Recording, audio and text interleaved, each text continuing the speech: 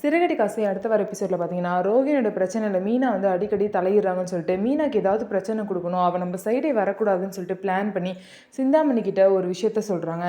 இந்த மாதிரி அவங்க அம்மாவோட கடையை வந்து பூக்கடையெல்லாம் எடுக்க சொல்லிடுறாங்க. அதே மாதிரி கடையை வந்து எடுத்துட்டாங்க. அதுக்கப்புறம் மீனாவோட வண்டியை தூக்க சொல்லிடுறாங்க.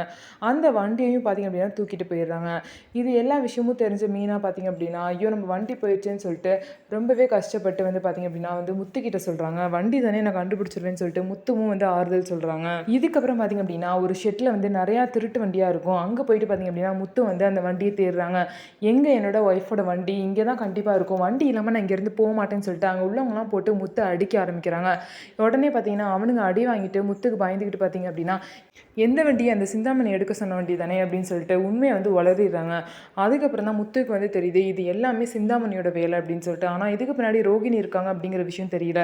இதுக்கப்புறம் முத்து வந்து நேராக போய் சிந்தாமணியை பார்க்குறாங்க. பார்த்து இதெல்லாம் உன்னோட வேலை தானே அப்படின்னு சொல்லிட்டு அவங்கள பார்த்து கேட்குறாங்க.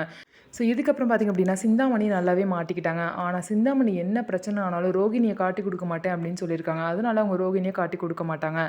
இதனால் மீனோட வண்டியும் கிடச்சிரும், அவங்களோட பூக்கடையும் பார்த்திங்க அப்படின்னா திரும்ப வந்து வச்சுருவாங்க. ஸோ இதனால் அவங்களுக்குள்ள பிரச்சனைலாம் தீர்ந்துடும்.